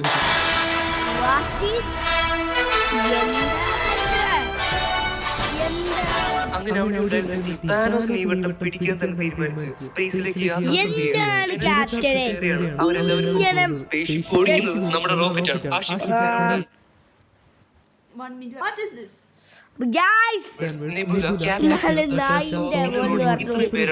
അപ്പൊ നമ്മൾ സ്പേസിലേക്ക് യാത്ര പോകാൻ പോവുകയാണ്. ഒരു കാര്യം ചോദിക്കട്ടെ, നിങ്ങളിൽ സ്പേസിൽ ഇതുവരെ പോകാത്ത ആരൊക്കെയുണ്ട്? ക്യാപ്റ്റനും നതാഷയും റോഡിയും കൈപ്പൊക്കുന്നു. അവർ 3 പേരും ഇതുവരെ സ്പേസിൽ പോയിട്ടേ ഇല്ല. ആദ്യമായിട്ട് പോയാലും അവസാനമായിട്ട് പോയാലും ഒരുത്തനും എന്റെ സ്പേസ്ഷിപ്പിൽ വാൾ വയ്ക്കാൻ പാടില്ല. ഞാൻ പിടിച്ച് പുറത്തെറി കേട്ടോ. അപ്പൊ നമ്മുടെ യാത്ര തുടങ്ങുവാണ്. 3, 2, 1 ഗോ. അത് പറഞ്ഞു തീർന്നതും ബെനറ്റാർ ഷിപ്പ് അതിവേഗത്തിൽ മുന്നോട്ട് പോവുകയാണ്. ക്യാപ്റ്റൻ ഏറ്റവും വേഗത്തിലാണ് അദ്ദേഹം ഇപ്പോൾ പോയിക്കൊണ്ടിരിക്കുന്നത്. അങ്ങനെ അവരെല്ലാവരും കൂടി ഒരു ജംപ് പോയിന്റിലൂടെ താനോസ് ഉള്ള ഗ്രഹത്തിന്റെ അടുത്തേക്ക് എത്തുകയാണ്. അല്ലെങ്കിൽ താനോസ് ഉണ്ടെന്ന് അവർ സംശയിക്കുന്ന ഗ്രഹത്തിന്റെ അടുത്തേക്ക് എത്തുകയാണ്. ക്യാപ്റ്റൻ മാർവൽ ആദ്യം പുറത്തിറങ്ങി അവിടെ താനോസ് ഉണ്ടോ എന്ന് ഉറപ്പുവരുത്തിയിട്ട് വരാമെന്ന് പറയുന്നു. ആദ്യം ക്യാപ്റ്റൻ മാർവൽ ആ ഗ്രഹത്തിന്റെ ഉള്ളിലേക്ക് പോയി. അവിടെ താനോസ് ഉണ്ടെങ്കിൽ മാത്രം അങ്ങോട്ട് പോയാൽ മതിയല്ലോ. ഈ സമയത്ത് ക്യാപ്റ്റൻ അദ്ദേഹത്തിന്റെ കയ്യിലുള്ള പെക്കിയുടെ പഴയ ഫോട്ടോയിലേക്ക് വെറുതെ നോക്കിക്കൊണ്ടിരിക്കുകയാണ്. ഒരുപാട് സങ്കടത്തോടെ, ഒരു പ്രതീക്ഷയുമില്ല. ഇത് നതാഷ കാണുന്നുണ്ട്. അവൾ ക്യാപ്റ്റനോട് പറയുന്നു, ഈ വട്ടം ശരിയാവും സ്റ്റീവ്, നമ്മുടെ പ്ലാൻ അതെന്തായാലും നടക്കും. എനിക്കറിയാം നതാഷ, എന്തായാലും നടക്കും. കാരണം നടന്നില്ലെങ്കിൽ പിന്നെ എന്ത് ചെയ്യണമെന്ന് എനിക്കറിയില്ല. ഈ സമയത്ത് ക്യാപ്റ്റൻ മാർവൽ ആ ഗ്രഹത്തിൽ പോയി നോക്കി തിരിച്ചു വരികയാണ്. ഞാൻ അവിടെ ചെന്ന് നോക്കി, അവൻ അവിടെ ഉണ്ട്. മാത്രമല്ല അവിടെ വേറൊരു ആയുധവുമില്ല, വേറെ സ്പേസ്ഷിപ്പുകളും ഇല്ല. താനോസിന്റെ പടയാളികളോ മറ്റൊന്നും തന്നെ അവിടെ ഇല്ല. താനോസ് അവിടെ ഒറ്റയ്ക്കാണ്. നമ്മൾക്ക് വേണ്ടതും അത് തന്നെയാണ്. ഈ സമയത്ത് ആ ഗ്രഹത്തിന്റെ ഉൾഭാഗം കാണിക്കുകയാണ്. അവിടെ താനോസിന്റെ ഊരി വെച്ചിട്ടുണ്ട്. താനോസ് പതുക്കെ നടന്നു വന്നു അന്ന് കുക്ക് ചെയ്ത് കഴിക്കാനുള്ള പച്ചക്കറികളൊക്കെ എടുത്തുകൊണ്ട് പോവുകയാണ്. ഒരു ചാക്കിലാക്കിയിട്ടാണ് കൊണ്ടുപോകുന്നത്. താനോസിനെ കൊണ്ട് ശരിക്കും നടക്കാൻ പോലും പറ്റുന്നില്ല. അയാളുടെ ഒരു കൈ മൊത്തത്തിൽ ശോഷിച്ചു പോയിരിക്കുകയാണ്. ആ കൈയിൽ ഇൻഫിനിറ്റി ഗ്രാനുലേറ്റ് കിടക്കുന്നുണ്ട്. അത് ഊരി മാറ്റാൻ പറ്റാത്തത്ര പോലെ താനോസിന്റെ കൈയോട് ഒട്ടിച്ചേർന്നു പോയി. താനോസ് പച്ചക്കറികൾ ഒരു പാത്രത്തിലാക്കി പാകം ചെയ്യാൻ വെക്കുകയാണ്. അദ്ദേഹത്തിന്റെ മുഖത്തിന്റെ ഒരു സൈഡ് ആകെ കത്തിക്കരിഞ്ഞു പോയിട്ടുണ്ട്. പെട്ടെന്ന് അകലെ നിന്ന് എന്തോ പാഞ്ഞു വരുന്നത് പോലെ താനോസിന് തോന്നി. ഒരു വലിയ എനർജി ബ്ലാസ്റ്റ് പാഞ്ഞു വന്ന് താനോസിനെ തെറിപ്പിച്ച് കളയുകയാണ്.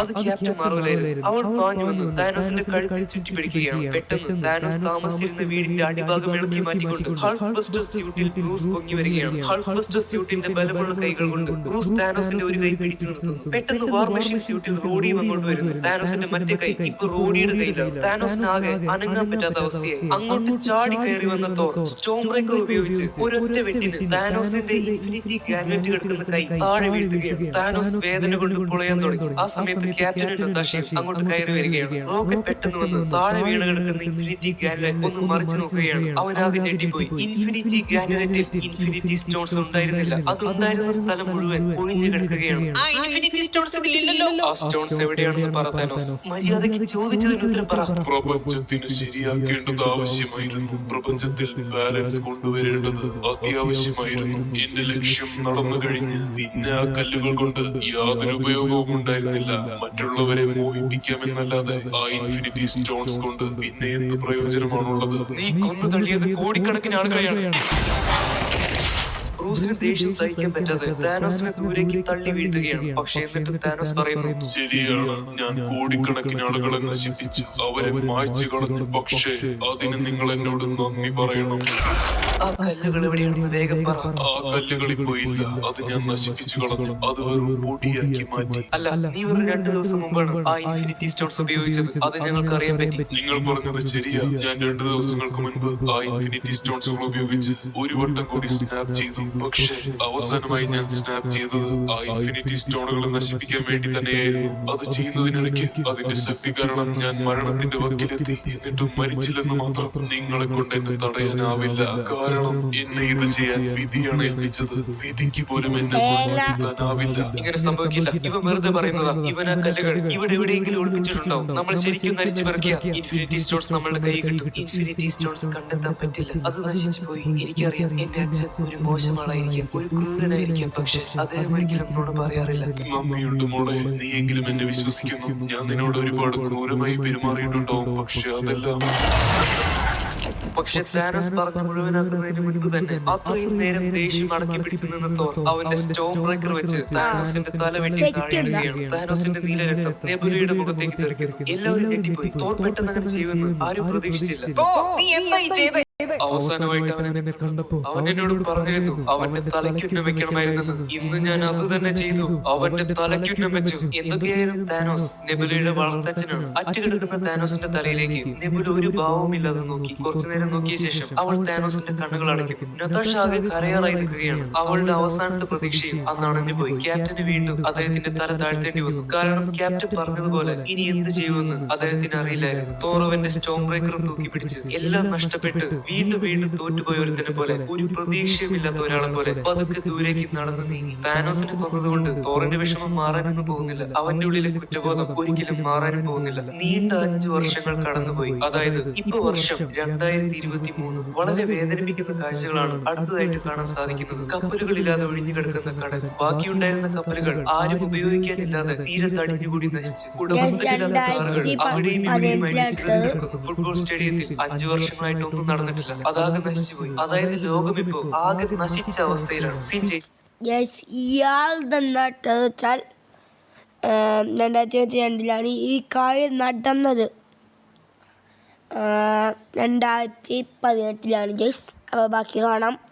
ക്യാപ്റ്റൻ ഇപ്പൊ എന്താണ് ചെയ്യുന്നത്? അദ്ദേഹത്തിന് എന്താണ് ചെയ്യേണ്ടതെന്ന് അറിയില്ലായിരുന്നു. പക്ഷെ അദ്ദേഹം ചെയ്തൊരു കാര്യമുണ്ട്. സ്നേഹിക്കുന്നവരെ നഷ്ടപ്പെട്ടവർക്ക്, ജീവിതം മുന്നോട്ട് കൊണ്ടുപോകാൻ സാധിക്കാതെ നിൽക്കുന്നവർക്ക് ഒരു മോട്ടിവേഷൻ കൊടുക്കാൻ വേണ്ടി, അല്ലെങ്കിൽ ഒരു സഹായമാവാൻ വേണ്ടി ഒരു സപ്പോർട്ട് സെന്റർ ക്യാപ്റ്റൻ ഇപ്പൊ നടത്തുന്നുണ്ട്. അവിടെ ആളുകൾക്ക് വന്ന് അവരുടെ അനുഭവങ്ങളും അവരുടെ വിഷമങ്ങളും ഒക്കെ പരസ്പരം പങ്കുവയ്ക്കാം. അവർക്ക് പരസ്പരം മറ്റുള്ളവരെ ആശ്വസിപ്പിക്കാം. ഈ സമയത്ത് ഏറ്റവും വേണ്ട ഒരു കാര്യം തന്നെയാണിത്. ഇന്ന് അവിടെ വന്നിരിക്കുന്ന ഒരാൾ അയാൾക്ക് കുറച്ചു ദിവസം മുൻപുണ്ടായ ഒരു അനുഭവം പറയുകയാണ്. അയാളും ലവറും കൂടി ആദ്യമായിട്ട് നേരിട്ട് കണ്ടുമുട്ടുകയാണ്. അങ്ങനെ ഞങ്ങൾ ആദ്യമായിട്ട് നേരിട്ട് കണ്ടു. ഞങ്ങളന്ന് ഡിന്നർ കഴിക്കാൻ വേണ്ടി ഒരു ഹോട്ടലിൽ പോയി. ഞങ്ങൾ ഇങ്ങനെ പരസ്പരം നോക്കിയിരിക്കുകയായിരുന്നു. അങ്ങനെ ഡിന്നർ എത്തി. നിങ്ങൾ എന്തൊക്കെയാ സംസാരിച്ചത്? ഞങ്ങൾക്ക് അങ്ങനെ സംസാരിക്കാനൊന്നും ഉണ്ടായിരുന്നില്ല. കുറച്ചു നേരം വീണ്ടും നോക്കിയിരുന്നു. പിന്നെ ഞങ്ങളുടെ ജോലികളെ പറ്റി പറഞ്ഞു, ഇഷ്ടപ്പെട്ട ഭക്ഷണങ്ങളെ പറ്റി പറഞ്ഞു. പിന്നെന്ത് ചോദിക്കാനാ, കുറച്ചു നേരത്തേക്ക് ഒന്നും മിണ്ടാതെ അങ്ങനെ തന്നെ ഇരുന്നു. പക്ഷെ കഴിക്കാൻ പറ്റിയില്ല. അതിനു മുമ്പ് തന്നെ ഞങ്ങൾ രണ്ടുപേരും കരയാൻ തുടങ്ങി. ഞങ്ങൾക്ക് നഷ്ടപ്പെട്ട കാര്യങ്ങൾ ഓർത്ത്. വേറെ പ്രത്യേകിച്ചൊന്നും ഉണ്ടായില്ല. പക്ഷെ നാളെ ഞങ്ങൾ തമ്മിൽ വീണ്ടും കാണാമെന്ന് പറഞ്ഞിട്ടുണ്ട്. അതെന്തായാലും നന്നായി. നിങ്ങൾ എന്തായാലും ഇത് മുന്നോട്ട് കൊണ്ടുപോകാൻ തീരുമാനിച്ചല്ലോ, വളരെ നല്ല കാര്യം. ഇത് ഇത്രയേ ഉള്ളൂ. ചില സമയത്ത് നമ്മൾ സ്വയം ചില തീരുമാനങ്ങൾ എടുത്തേ പറ്റൂ. ചെറിയ ചെറിയ സ്റ്റെപ്പുകൾ വെച്ച് മുന്നേറണം. പഴയ പോലെ ആവാൻ ശ്രമിക്കണം. എല്ലാവർക്കും എന്തെങ്കിലുമൊക്കെ ഒരു ലക്ഷ്യം വേണം, അല്ലെങ്കിൽ മുന്നോട്ട് കൊണ്ടുപോകാൻ പറ്റില്ല. നിങ്ങൾക്ക് അറിയില്ലെങ്കിൽ ഒരു കാര്യം പറയാം. ഞാൻ എന്റെ കാമുകിയെ കണ്ടെത്തി കഴിഞ്ഞു. ഉടനെ തന്നെ ഞാൻ മഞ്ഞിനടിയിലേക്ക് പോയി. 1945. പിന്നെ ഞാൻ പുറത്തേക്ക് വന്നത് 70 വർഷങ്ങൾ കഴിഞ്ഞിട്ട്. അപ്പോഴേക്കും അവൾക്ക് ഒരുപാട് പ്രായമായി, ഒന്നും ഓർമ്മയില്ലാതെ.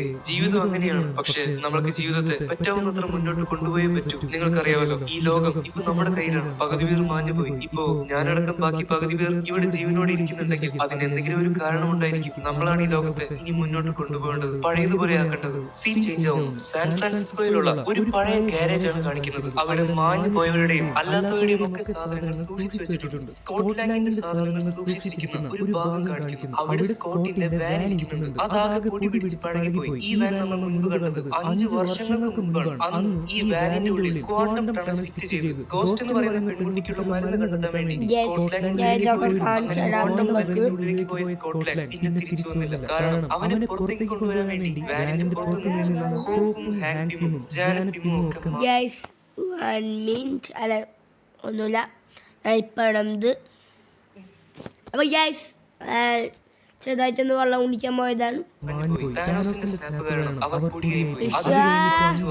സ്കോട്ടിന്റെ യാതൊരു വിവരങ്ങളുമില്ല. പെട്ടെന്ന് ആ വാനിന്റെ മുന്നിലേക്ക് എവിടെ നിന്നും ഒരു എലി ഓടി വരികയാണ്. ആ എലി വാൻ മുഴുവൻ ഓടി നടന്നു എന്തൊക്കെയോ പരതാൻ തുടങ്ങി. അതിന്റെ ഇടയ്ക്ക് എലിയുടെ കൈകൊണ്ട് വാനിൽ പിടിച്ചിരുന്ന ഏതോ ഒരു സ്വിച്ച് ഓണായി. വാനിന്റെ ഉള്ളിൽ നിന്ന് എന്തൊക്കെയോ ശബ്ദം കേൾക്കാൻ തുടങ്ങി. എന്തൊക്കെയോ പ്രകാശം വരാൻ തുടങ്ങി. ക്വാണ്ടം ടണൽ വീണ്ടും പ്രവർത്തിക്കാൻ തുടങ്ങി. അത് പ്രവർത്തിക്കാൻ ആവശ്യമായിട്ടുള്ള സ്വിച്ചാണ് ആ എലി അറിയാതെ അമർത്തിയത്. പെട്ടെന്ന് വാനിന്റെ പിൻഭാഗം തുറന്ന് സ്കോട്ട്ലാൻഡ് പുറത്തേക്ക് വീഴുന്നു. നമ്മുടെ സ്വന്തം മാൻ, അതായത് സ്കോട്ട്, ഈ ക്വാണ്ടം റെവിന്റെ ഉള്ളിൽ പെട്ടിട്ട് 5 വർഷങ്ങൾ കഴിഞ്ഞു. പക്ഷെ അത്ഭുതപ്പെടുന്ന കാര്യം എന്താണെന്ന് വെച്ചാൽ സ്കോട്ടിനൊട്ടും തന്നെ പ്രായമായിട്ടില്ല. ഉള്ളിലേക്ക് പോയത് എങ്ങനെയാണോ അതുപോലെ തന്നെയാണ് സ്കോട്ട് തിരിച്ചു വന്നിരിക്കുന്നത്. ഇതെങ്ങനെയാണ് സംഭവിച്ചത്? ഇതിനു മുൻപ് ക്വാണ്ടം റെവിൽ പെട്ടുപോയ ജാനറ്റിന് കുറെ നാൾ കഴിഞ്ഞപ്പോൾ പ്രായമായി. പക്ഷെ 5 വർഷമുള്ളിൽ പെട്ടിട്ടും എന്തുകൊണ്ട് സ്കോട്ടിന് പ്രായമായില്ല? അതിനുള്ള ഉത്തരം ആൻഡ്മാൻ ആൻഡ് ദി വാസ്പ് എന്ന സിനിമയിൽ ജാനറ്റ് തന്നെ പറയുന്നുണ്ട്. സ്കോട്ട്ലാൻഡ് എന്ന ഉള്ളിലേക്ക് പോകുന്നതിന് മുൻപ് ഒരു കാരണവശാലും ടൈം വോർട്ടെക്സിൽ പെട്ടുപോകരുത്, അല്ലെങ്കിൽ സമയത്തിന്റെ ചുഴിയിൽ പെട്ടുപോകരുതെന്ന് ജാനറ്റ് പ്രത്യേകം പറയുന്നുണ്ട്. ജാനറ്റ് ക്വാണ്ടം പോയപ്പോൾ അവർ ടൈം വോർട്ടെക്സിൽ പെട്ടിരുന്നില്ല. പക്ഷേ സ്കോട്ട്ലാൻഡ് എന്ന് പോയപ്പോൾ അവൻ ടൈം വോർട്ടെക്സിൽ പെട്ടുപോയി. തീർച്ചയായും അതുകൊണ്ടായിരിക്കും സ്കോട്ടിന് പ്രായം കൂടാത്തത്. പുറത്തുനിന്ന് സ്കോട്ട് ആകെ അത്ഭുതപ്പെട്ടുപോയി. 5 വർഷം കഴിഞ്ഞു പോയ കാര്യമൊന്നും സ്കോട്ടിന് അറിയില്ല. സ്കോട്ട് ആലോചിച്ച് നോക്കിയപ്പോൾ ഈ വാൻ നിന്നിരുന്നത് ഒരു കടൽ തീർത്താണ്. പക്ഷെ ഇന്ന് വാൻ കിടക്കുന്നത് ഒരു ഗ്യാരേജിന്റെ ഉള്ളിൽ. പുറത്തു നിന്നിരുന്ന ഹോപ്പിനെയും ഹാങ്കിനെയും ജാനറ്റിനെയും ഒന്നും കാണാനില്ല. സ്കോട്ട് അവരെ വിളിച്ചു നോക്കി. പക്ഷെ അതുകൊണ്ട് കാര്യമില്ലല്ലോ, അവരെല്ലാവരും 5 വർഷം മുന്നേ തന്നെ മാഞ്ഞുപോയി. ആ ഗ്യാരേജ് പൂട്ടിയിട്ടിരിക്കുന്നതുകൊണ്ട് സ്കോട്ടിന് പുറത്തിറങ്ങാൻ വഴിയില്ലായിരുന്നു. അപ്പൊ സ്കോട്ട് എന്താണ് ചെയ്യുന്നതെന്ന് വെച്ചാൽ അവിടെയുള്ള ഒരു കാർഡ്ബോർഡിൽ ഹെൽപ്പ് എന്ന് എഴുതി CCTV-യിലേക്ക് കാണിക്കുകയാണ്. എന്നിട്ട് തന്നെ പുറത്തുവിടാൻ പറഞ്ഞ് വെച്ചുണ്ടാക്കുന്നു. ഇത് അവിടുത്തെ സെക്യൂരിറ്റി CCTV-യിലൂടെ കാണുകയാണ്. അയാൾ സ്കോട്ട്ലാൻഡിനെ പുറത്തേക്ക് എത്തിക്കുന്നു. സ്കോട്ട് തനിക്ക് ആവശ്യമുള്ള കുറച്ച് സാധനങ്ങൾ മാത്രം എടുത്ത് മുന്നോട്ട് നടക്കുകയാണ്. പക്ഷെ പുറത്തെ അന്തരീക്ഷം കണ്ട് സ്കോട്ടിനൊന്നും മനസ്സിലായില്ല. സാധാരണ കാണുന്ന പോലെ പുറത്ത് ആളുകളെ കാണുന്നില്ല. എവിടെ നോക്കിയാലും ഒരേപോലെ നിശബ്ദതയാണ്. ചില മനുഷ്യരാണെങ്കിൽ അവരുടെ ബന്ധുക്കൾ മാഞ്ഞു പോയതാണോ അതോ ഇപ്പോഴും എവിടെയെങ്കിലും ജീവനോടെ ഉണ്ടോ എന്ന് പോലും അറിയാതെ ഒരാളെ കാണാനില്ല എന്ന് പറഞ്ഞ് എല്ലായിടത്തും ബോർഡ് ഒട്ടിച്ചിരിക്കുകയാണ്. അങ്ങനെ ഒരുപാട് മിസ്സിംഗ് പോസ്റ്ററുകൾ സ്കോട്ടിന് കാണാൻ പറ്റി. പക്ഷെ താനോസ് എന്ന കാര്യവും ഈ സ്നാപ്പിന്റെ കാര്യവും ഒന്നും പാവം സ്കോട്ടിന് അറിയില്ല. പെട്ടെന്ന് ആണെങ്കിൽ ഒരു ചെറിയ പയ്യൻ സൈക്കിൾ ഓടിച്ചു പോവുകയാണ്. നിനക്ക് ഇവിടെ എന്തൊക്കെയാ സംഭവിച്ചെന്ന് പറയാൻ പറ്റും? ആ പയ്യൻ കുറച്ചു നേരം സ്കോട്ടിനെ നോക്കി. എന്നിട്ട് കരഞ്ഞുകൊണ്ട് വീണ്ടും സൈക്കിൾ ഓടിച്ചു പോവുകയാണ്. തീർച്ചയായിട്ടും അവന്റെ കുടുംബം മുഴുവൻ മാഞ്ഞു പോയി കാണും. സ്കോട്ട് വീണ്ടും നടക്കാൻ തുടങ്ങി. അങ്ങനെ നടന്ന് അവനൊരു പ്രത്യേക സ്ഥലം കണ്ടെത്തി. ഒരു സെമിത്തേരി പോലെയുള്ള സ്ഥലം. അവിടെ ശവക്കല്ലറുകൾ പോലെ കാണുന്നുണ്ട്. പക്ഷെ ആ കല്ലറകളിൽ വെച്ചിരിക്കുന്ന ബോർഡുകൾ ഒരുപാട് വലുതാണ്. സ്കോട്ട് അവിടെയുള്ള ആൾക്കാരോട് ചോദിക്കുമ്പോഴാണ് നടന്ന കാര്യങ്ങളൊക്കെ അവന് മനസ്സിലാവുന്നത്. ആ കല്ലറകളിൽ മാഞ്ഞുപോയ എല്ലാവരുടെയും ഓർമ്മയ്ക്ക് വേണ്ടി അവരുടെ പേരുകൾ എഴുതി വെച്ചിരിക്കുകയാണ്. സ്കോട്ടിന് പേടിയായി. ഒരുപക്ഷെ കാസി മാഞ്ഞു പോയിട്ടുണ്ടെങ്കിലും സ്കോട്ട് നേരെ ആ ബോർഡുകളുടെ അടുത്തേക്ക് ഓടുകയാണ്. എന്നിട്ട് കാസിയുടെ പേര് ഉണ്ടാവില്ലെന്ന പ്രതീക്ഷയിൽ ആ ബോർഡിലെ പേരുകൾ മുഴുവൻ അടിച്ചു പറിക്കുന്നു.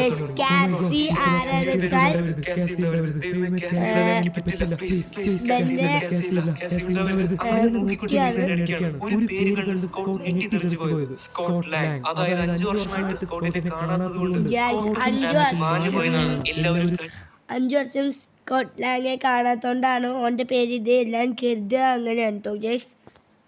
ഇത് ഉണ്ടാകുന്നു കേട്ടോ ചോദിച്ചാൽ മഞ്ച റെക്കോർഡ് ചെയ്യുമ്പോൾ തിരിയിരിക്കുന്നത്. അപ്പോൾ കാസി ജീവനോടെ ഉണ്ടെന്നുള്ള കാര്യം സ്കോട്ടിന് മനസ്സിലായി. അവൻ പിന്നെ സമയം കളഞ്ഞില്ല. തന്റെ പ്രിയപ്പെട്ട കാസിയെ കാണാൻ വേണ്ടി അവൻ വീട്ടിലേക്ക് ഓടുകയാണ്. സ്കോട്ട് നേരെ ചെന്ന് വാതിലിൽ മുട്ടാൻ തുടങ്ങി. ഒരുപാട് നേരം മുട്ടിക്കഴിഞ്ഞു ഒരു പെൺകുട്ടി പുറത്തേക്ക് വരുന്നു. സ്കോട്ട് ഒരു നിമിഷം ആകെ അത്ഭുതപ്പെട്ടു പോയി. അവൻ ഓർമ്മയുണ്ടായിരുന്ന കാസി അല്ലാതെ 5 വർഷം കൊണ്ട് കാസി ഒരു വലിയ പെൺകുട്ടിയായി വളർന്നു കഴിഞ്ഞു. കാസിക്ക് സ്കോട്ടിനെ കണ്ട് ഒരുപാട് സന്തോഷമായി. തന്റെ അച്ഛൻ മാഞ്ഞു പോയെന്നാണ് അവൾ വിചാരിച്ചുകൊണ്ടിരുന്നത്. കാസി നീയാണോ ഇത്? അച്ഛൻ ഇത് ഞാൻ തന്നെ. ഇത്രയും വർഷം അച്ഛൻ എവിടെയായിരുന്നു? ഞാൻ വിചാരിച്ചു അച്ഛൻ എനിക്ക് കാണാൻ പറ്റില്ല. കാസി നീ വളർന്ന് വലിയ കുട്ടിയല്ലോ. അവഞ്ചേഴ്സിന്റെ ഹെഡ്ക്വാർട്ടേഴ്സ് ആണ് കാണിക്കുന്നത്. ഇപ്പോൾ നതാഷയാണുള്ളത്. നെബുലയും റോക്കറ്റും ക്യാപ്റ്റൻ മാർവലും ഒക്കെയും റോഡിയും ഒക്കെ ഭൂമിയിലെയും മറ്റ് ഗ്രഹങ്ങളിലെയും പല പല സ്ഥലങ്ങളിലാണുള്ളത്. അവരെല്ലാവരും കൂടി ഒരു മീറ്റിംഗ് നടത്തുകയാണ്. ഭൂമിയിൽ എന്തെങ്കിലും വലിയ വലിയ പ്രശ്നങ്ങൾ ഉണ്ടാവുന്നുണ്ടോ, അതിനെ എങ്ങനെയൊക്കെ തടയാം, ഈ കാര്യങ്ങളാണ് അവർ ചർച്ച ചെയ്യുന്നത്. പക്ഷെ പറഞ്ഞു വരുമ്പോൾ 5 വർഷമായിട്ട് ഭൂമിയിൽ അത്ര വലിയ പ്രശ്നങ്ങളൊന്നും നടക്കുന്നില്ല. കാരോൾ ഡാൻവേഴ്സ്, നീ അടുത്ത മാസം ഭൂമിയിലേക്ക് വരുന്നുണ്ടാവോ? ഞാൻ വരാൻ സാധ്യതയില്ല. അതെന്താ നീ വീണ്ടും മുടി വെട്ടി?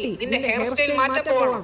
കടുവക്കുന്ന കുറുക്കച്ച, നിന്റെ മുഖത്ത് മുഴുവൻ രോമമുണ്ടെന്ന് കരുതി നീ വലിയ ആളാണെന്നാണ് വിചാരം. എനിക്ക് ഭൂമിയുടെ കാര്യം മാത്രം നോക്കിയാൽ പോരാ. പ്രപഞ്ചത്തിൽ വേറെയും ഒരുപാട് ഗ്രഹങ്ങളുണ്ട്. അവരൊക്കെ എന്റെ ഒരു കണ്ണു വേണം. എനിക്ക് സന്തോഷമായി. എന്തായാലും ഞാൻ ഇനി കുറച്ചു കാലത്തേക്ക് ഇങ്ങോട്ട് വരുന്നുണ്ടാവില്ല. അപ്പൊ ശരി, എന്നാൽ നമുക്ക് പിന്നെ കാണാം. പക്ഷെ ഒരു കാര്യം, എന്തെങ്കിലും വലിയ വലിയ സംഭവങ്ങൾ ഉണ്ടാവുകയാണെങ്കിൽ തീർച്ചയായിട്ടും പിന്നെ അറിയിക്കണം. അതെല്ലാവരും ഇവിടെ പറഞ്ഞു പറ്റും. ഇവരെപ്പോഴും ആക്റ്റീവ് ആയിരിക്കും. നിങ്ങൾക്ക് എപ്പോൾ വേണമെങ്കിലും ഇങ്ങനെ വന്ന കാര്യങ്ങൾ പറയാം. എന്ന് നമുക്ക് പിന്നെ കാണാം. അങ്ങനെ എല്ലാവരും പോവുകയാണ്. ക്യാപ്റ്റൻ മാർവലും റോഡിയോട് ഗുഡ് ലക്ക് എന്ന് പറഞ്ഞിട്ട് പോകുന്നു. പക്ഷെ റോഡി എപ്പോഴും പോയില്ല. റോഡിക്ക് നതാഷയോട് പേഴ്സണൽ ആയിട്ട് ചില കാര്യങ്ങൾ പറയാനുണ്ട്. റോഡ്സ്, നീ ഇതുവരെ പോയില്ലേ? ഇപ്പൊ നിങ്ങൾ എവിടെയുള്ളത്? ഞാനിപ്പോ മെക്സിക്കോയിലുള്ളത്. ഇവിടെ കുറച്ച് ദിവസം മുമ്പ് പോലീസിന് കുറെ ആളുകളുടെ ഡെഡ് ബോഡികൾ കിട്ടി. എല്ലാം മോശം ആൾക്കാരാണ്, മയക്കുമരുന്ന് കടത്തുന്ന ആൾക്കാർ. അവരൊക്കെ ഏതോ ഒരുത്തും ക്രൂരമായി കൊണ്ടുപോയി. അവർക്കാർക്കും തോക്കെടുക്കാൻ പോലും സമയം കിട്ടിയില്ല. അവരെയൊക്കെ ചെയ്തു വെച്ചിരിക്കുന്നത് കണ്ടാൽ സഹിക്കാൻ പറ്റില്ല. ചിലപ്പോ അത് അവരുടെ പോലെ തന്നെ മയക്കുമരുന്ന് കടത്തുന്ന വേറൊരു കാര്യം ചെയ്തതായിരിക്കും. അല്ല, അത് ചെയ്തത് ബാർട്ടനാണ്. അവന്റെ കുടുംബം മാഞ്ഞു പോയി കഴിഞ്ഞു. ബാർട്ടന് കൺട്രോളും ഇല്ലാതെ കാര്യം മോശം ആളുകളാണെങ്കിലും ബാർട്ടൻ അവരെയൊക്കെ ഇങ്ങനെ ക്രൂരമായി കൊല്ലുന്നത് ശരിയല്ല. അവന് തടഞ്ഞേ പറ്റൂ. പക്ഷെ അവന്റെ പിന്നാലെ പോവാൻ സത്യം പറഞ്ഞ എല്ലാവർക്കും പേടിയാണ്. റോഡ്സ് കാര്യം ചെയ്യും. പറ്റുമെങ്കിൽ ബാർട്ടനെ ട്രാക്ക് ചെയ്യും. അവൻ അടുത്തതായിട്ട് എങ്ങോട്ട് പോകുന്നതെന്ന് കണ്ടുപിടിക്കാൻ നോക്ക്. എന്നാൽ നമുക്ക് പിന്നെ കാണാം. നതാഷ, എന്തെങ്കിലും പ്രശ്നമുണ്ടോ? പ്ലീസ് റോഡ്സ്, പ്രശ്നമൊന്നുമില്ല, നമുക്ക് പിന്നെ കാണാം. റോഡിക്ക് കാര്യം മനസ്സിലായി. നതാഷ എല്ലാവരും പോയി കഴിഞ്ഞ് ശരിക്കും ഒന്ന് കരയാൻ വേണ്ടി കാത്തു നിൽക്കുകയാണ്. നതാഷ ഇപ്പൊ എങ്ങനെയാണ്? ഒറ്റയ്ക്കിരിക്കുമ്പോൾ പഴയ കാര്യങ്ങൾ ആലോചിച്ച് കരഞ്ഞുകൊണ്ടേയിരിക്കും. ഇപ്പോൾ അവളുടെ ഏറ്റവും അടുത്ത കൂട്ടുകാരനായിട്ടുള്ള ബാർട്ടന്റെ കാര്യം കേട്ട് അവൾക്ക് പിടിച്ചു നിൽക്കാൻ പറ്റിയില്ല. അങ്ങനെ കരയുന്നതിന്റെ ഇടയ്ക്കാണ് പെട്ടെന്ന് ക്യാപ്റ്റൻ അങ്ങോട്ട് കയറി വരുന്നത്. നിന്നോട് എന്തെങ്കിലും സംസാരിക്കുമെന്ന് വിചാരിച്ചു വന്നതാ. പക്ഷെ നീ ഓൾറെഡി കരഞ്ഞുകൊണ്ടിരിക്കുകയാണ്. എന്ത് ക്യാപ്റ്റൻ, ഇതുവഴി പോയപ്പോ എന്റെ കാര്യം ഓർത്തിട്ട് നിന്നെ കയറിയതാണോ? അതോ ക്യാപ്റ്റനോട് തുണി അലക്കാനും മറ്റു വന്ന വഴിക്ക് എന്നെ കാണാൻ വന്നതാണ്? അല്ല നതാഷ, ഞാൻ നിന്നെ കാണാൻ വേണ്ടി തന്നെ വന്നത്. എന്നാൽ ക്യാപ്റ്റൻ പേടിക്കില്ല. ക്യാപ്റ്റന്റെ ഫ്രണ്ട് നതാഷയ്ക്ക് ഇപ്പൊ കുഴപ്പമൊന്നുമില്ല. ഞാൻ അങ്ങോട്ട് വരുന്ന വഴിക്ക് ഇവിടെ അടുത്തുള്ള പാലത്തിൽ നിന്ന് നോക്കിയപ്പോ അടിയിൽ കുറെ തിമിംഗലങ്ങളെ കണ്ടു. അവറ്റകൾ കൂട്ടുകൂട്ടുമായിട്ട് നല്ല സന്തോഷത്തില് പോകുന്നു. കാരണം ഇപ്പൊ കപ്പലൊന്നും ഇല്ലാത്തതുകൊണ്ട് കടലൊക്കെ നല്ല വൃത്തിയായി. അവറ്റകൾക്ക് സുഖമായി. നോക്ക് ക്യാപ്റ്റൻ, നിങ്ങൾ എങ്ങോട്ട് പറഞ്ഞു പോകുന്നതെന്ന് എനിക്ക് മനസ്സിലായി. ജീവിതം മുന്നോട്ട് കൊണ്ടുപോയി പറ്റൂ. എല്ലാം പോസിറ്റീവായി കാണണം. ഇങ്ങനെയൊക്കെ പറയാനോ വന്നിരിക്കുന്നതെങ്കിൽ അങ്ങനെയാണെങ്കിൽ ഞാൻ ഈ സാൻഡ്വിച്ച് എടുത്ത് തലക്കേറി ഇപ്പോഴും പറഞ്ഞേക്കാം. സോറി നതാഷ, എനിക്കത് പറഞ്ഞ ശീലമായി പോയി. നിനക്കറിയാമല്ലോ, ഞാൻ എല്ലാവരോടും പറയാറുണ്ട് കഴിഞ്ഞു പോയതൊക്കെ മറന്ന് പുതിയൊരു ജീവിതം കണ്ടുപിടിച്ച് മുന്നോട്ട് പോകണമെന്ന്. ചിലരങ്ങനെ ചെയ്യാറുണ്ട്. പക്ഷെ നമ്മളെ കൊണ്ടത് പറ്റില്ലല്ലോ. പക്ഷെ അങ്ങനെ ഞാൻ എന്റെ ജീവിതം കൊണ്ട് മുന്നോട്ട് പോയാൽ പിന്നെ ഇത് കാര്യം ചെയ്യും ക്യാപ്റ്റൻ. അതിന് ഇതൊന്നും ആരും ചെയ്യേണ്ട ആവശ്യമില്ലല്ലോ. ഇതൊക്കെ ചെയ്യണമെന്ന് നതാഷയോട് ആരെങ്കിലും പറഞ്ഞു? ഒരു കാര്യം അറിയോ, ഞാൻ ഇവിടെ ഷീൽഡിൽ വരുന്നതിന് മുൻപ് എനിക്കൊന്നും ഉണ്ടായിരുന്നില്ല. ഒന്നും ഉണ്ടായിരുന്നില്ല. ഇവിടെ വന്നതിന് ശേഷമാണ് എനിക്കൊരു പുതിയ ജീവിതം കിട്ടിയത്. ഒരു പുതിയ ജോലി, ഒരു കുടുംബം. ഇത് ഞാൻ എന്തെങ്കിലുമൊക്കെ ആണെങ്കിൽ അത് ആ കുടുംബക്കാരൻ മാത്രമാണ്. പക്ഷെ ഇന്ന് ആ കുടുംബം എന്റെ ഒപ്പില്ല. ആ കുടുംബം എന്നെ വിട്ടു പോയി. പക്ഷെ ഇവിടെ വന്ന് ഇങ്ങനെ ഇരിക്കുമ്പോൾ എനിക്ക് അവരുടെ ഓർമ്മകൾ കിട്ടും. അവരൊക്കെ എന്റെ കൂടെയുള്ള പോലെ തോന്നും. പിന്നെ അവർക്ക് ചെയ്യാൻ ബാക്കി വെച്ച എന്തൊക്കെയോ കാര്യങ്ങൾ ഞാൻ ചെയ്യുമെന്ന് എനിക്ക് തോന്നും. നതാഷ, നമ്മൾ രണ്ടുപേരും കഴിഞ്ഞ കാര്യങ്ങളൊക്കെ മറന്ന് നമുക്ക് വേണ്ടി ജീവിക്കേണ്ട സമയമായി കഴിഞ്ഞു. എന്നാൽ പിന്നെ ക്യാപ്റ്റൻ തന്നെ ആദ്യം സ്വയം ഒരു ജീവിതം ഉണ്ടാക്കും. എന്നിട്ട് എന്നെ കാണാമോ? പെട്ടെന്നാണ് അവളുടെ സ്ക്രീനിൽ ഒരു വീഡിയോ തെളിഞ്ഞു വരുന്നത്. അവിടെ പുറത്ത് ആരോ ഒരു വാനിൽ വന്നിട്ടുണ്ട്. അയാൾ എന്തൊക്കെയോ വിളിച്ച് പറയുന്നുണ്ട്. നിങ്ങൾക്ക് എന്നെ മനസ്സിലായില്ലേ? ഞാനാണ് സ്കോട്ട്ലാൻഡ്. ഓർമ്മയുണ്ടോ കുറച്ച് നാൾ മുമ്പ് എയർപോർട്ടിൽ വെച്ച് ഒരു അടി നടന്നില്ലേ? ആ അടിയുടെ ഇടയിൽ ഞാനും ഉണ്ടായിരുന്നു. ഒരുത്തരൊരു സ്യൂട്ട് ഇട്ട് വലുതാവുകയും ചെറുതാവുകയും ചെയ്തില്ലേ? അത് ഞാനാണ്. ആൻഡ്മാൻ, നിങ്ങൾ ഈ വാതിൽ തുറക്ക്, എനിക്ക് കുറച്ച് കാര്യങ്ങൾ പറയാനുണ്ട്. ഇത് കണ്ട് ക്യാപ്റ്റനും നതാഷയും അത്ഭുതപ്പെട്ട് എണീറ്റ് നിൽക്കുകയാണ്. കാരണം 5 വർഷം മുമ്പ് മാഞ്ഞു പോയെന്ന് കരുതിയ സ്കോട്ട്ലാൻഡാണ് അവിടെ പുറത്തു നിൽക്കുന്നത്. ക്യാപ്റ്റൻ വിശ്വസിക്കാൻ പറ്റിയില്ല. അതിന് ചോദിക്കുന്നു, നതാഷ, ഇത് റെക്കോർഡ് വീഡിയോ ആണോ? ഇത് പഴയ വീഡിയോ ആണോ? അതോ ഇപ്പൊ നടക്കുന്ന വീഡിയോ ആണോ? അല്ല ക്യാപ്റ്റൻ, ഇത് പഴയ വീഡിയോ അല്ല. സ്കോട്ട് പുറത്തു നിൽക്കുന്നുണ്ട്. അത് സ്കോട്ട്ലാൻഡാണ്. നമ്മൾ മാഞ്ഞു പോയി വിചാരിച്ച സ്കോട്ട്ലാൻഡ്. നതാഷയുടെ മുഖത്ത് ഒരു പുതിയ പ്രതീക്ഷയുടെ വെളിച്ചം വന്നു. അവർ സ്കോട്ടിനുള്ളിലേക്ക് കയറ്റുന്നു. സ്കോട്ടാണെങ്കിൽ ആകെ കിളിപോയ പോലെ നടക്കുകയാണ്. ഇപ്പൊ ഞാൻ നമ്മളോട് പറയുന്നത് എന്താണെന്നുള്ള കാര്യം ഞാൻ മറന്നുപോയി. പറയുന്നത് എന്താണെന്ന് വെച്ചാൽ അതെനിക്ക് ഓർമ്മിച്ചിട്ട് കിട്ടുന്നില്ല. ഇനി അത് പറഞ്ഞ ശരിയാവുന്ന എനിക്ക് പേടിയുണ്ട്. അത് മൊത്തത്തിൽ എനിക്ക് വട്ടായതാണോ? ഇതൊക്കെ ശരിക്കും നടക്കുകയാണോ എനിക്ക് മനസ്സിലാക്കാൻ പറ്റുന്നില്ല.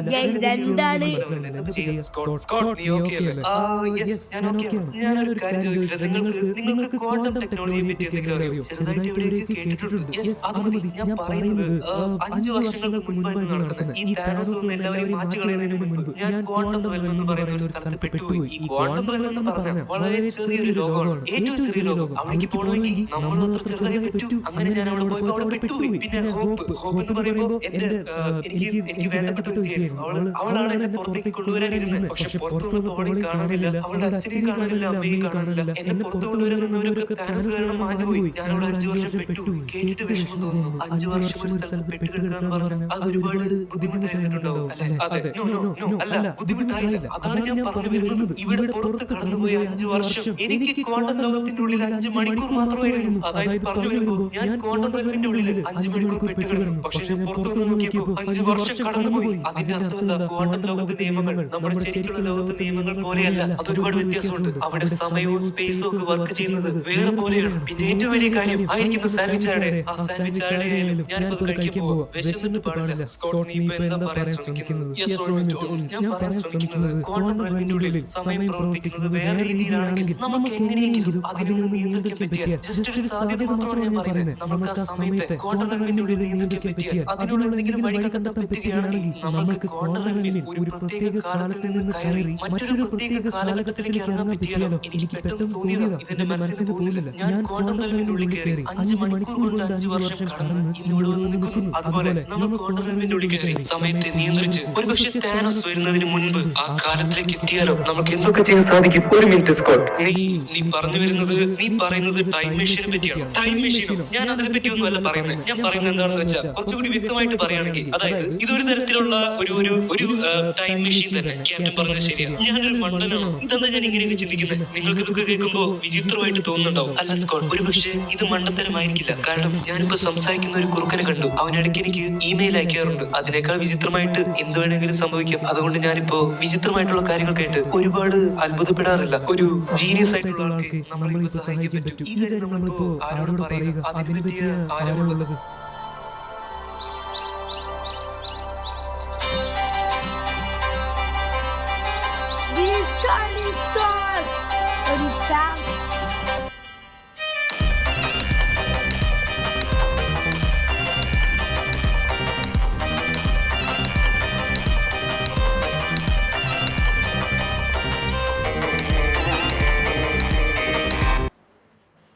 ഗൈസ്, ഇന്നത്തെ പാത്രത്തോട് അടുത്ത വീഡിയോ വരുന്നവരെ എൻ്റെ പേര് സ്വിജി.